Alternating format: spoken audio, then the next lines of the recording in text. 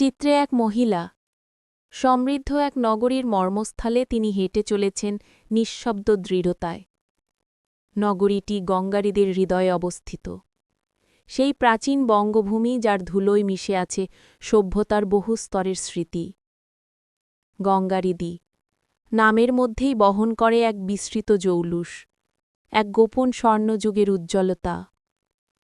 মহিলা চলেছেন সেই নগরীর পথ ধরে, শরীরে অলঙ্কার, সাজে মনোহর ঐশ্বর্য। তবু তার কোমরে ঝুলে থাকা তরোয়াল জানিয়ে দেয় তিনি কোনো সাধারণ নারী নন, তিনি যোদ্ধা।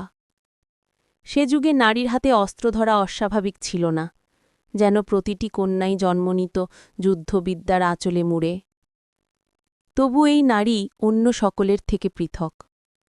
তার নাম খনা, এমন একটি নাম যা ইতিহাসের ভাঁজে আজও কাঁপতে থাকা একটি ক্ষতচিহ্ন। কে খনা?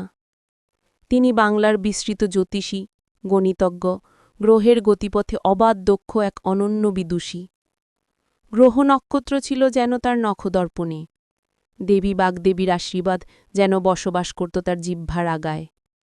যা বলতেন ফলে যেত, যা উচ্চারণ করতেন গ্রামের মাটিতে সত্য হয়ে ফুটে উঠত। তবু আশ্চর্য, এত ক্ষমতার পরও তিনি ছিলেন বিনয়ী। তিনি শুধুই ভণিজনের জ্যোতিষী ছিলেন না, ছিলেন কৃষকের শেষ ভরসা, খলসায় পানি ফুরোনো গ্রাম বাংলার অবলম্বন। তার উচ্চারিত ছড়াগুলো আজও মানুষের মুখে মুখে ফেরে, মাটির গন্ধে বেঁচে থাকে। যেমন একটি: যদি বর্ষে মাঘের শেষ, ধন্যী রাজার পুণ্যদেশ। অর্থাৎ মাঘ মাসের শেষে বৃষ্টি যেখানে পড়ে সেখানকার ফসলে আসে সমৃদ্ধির বার্তা। যদি রাজা পুণ্যবান হন, মিলবে প্রকৃতির কৃপা। অদ্ভুতভাবে মিলে যায় তার প্রতিটি ছড়া, প্রতিটি পূর্বাভাস। সময়ের পর্দা ভেদ করে আজও এগুলি শ্বাস নেয় গ্রাম বাংলার বাতাসে। বঙ্গ তাকে গ্রহণ করেছিল, কিন্তু তার পরিবার করেনি। তার শ্বশুর ছিলেন বিখ্যাত জ্যোতিষী, পুত্রবধূর জনপ্রিয়তায় তিনি ঈর্ষান্বিত হলেন। দিনের পর দিন বাড়তে থাকা খনার সম্মান যেন তার নিজের অস্তিত্বকে হুমকি দিচ্ছিল। অতঃপর তিনি মিত্র করলেন রাজাকে, প্রভাবশালীদের, এমনকি নিজের পুত্রকেও। তারপর এলো সেই অন্ধকার দিন। খনার জিহ্বা কেটে নেওয়া হল। দেবী সরস্বতীর আশীর্বাদে দীপ্ত সেই জিহ্বাকে ছিন্ন করে তাকে নিশ্চুপ করার চেষ্টা।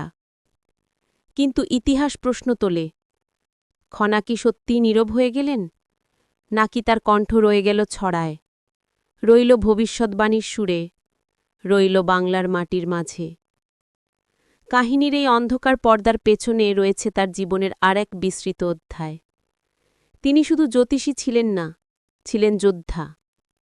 বঙ্গের আনাচে কানাচে ঘুরে বেড়াতেন তিনি, কখনো নৌকায়, কখনো ঘোড়ায়, কখনো হাতির পিঠে, কখনো জঙ্গলের শিকার অভিযানে। তার হাতে তরোয়াল যেমন ছিল, তেমনি ছিল নক্ষত্র গণনার দুর্লভ জ্ঞান।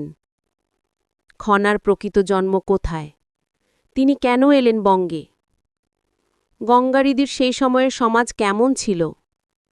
আর কেনই বা এক বিদুষী নারীর কণ্ঠ ছিন্ন করতে হল তার নিজেরই পরিবারকে? ইতিহাসের ছায়াময় করিডরে এসব প্রশ্ন আজও ঘুরে বেড়ায়। শেষে বলা যায়, খনা সুরে কথা বলতেন বলে তার নাম খনা নয়। তিনি জন্মেছিলেন এক শুভক্ষণা। সেখান থেকেই তার নাম খনা, থেকে খনা।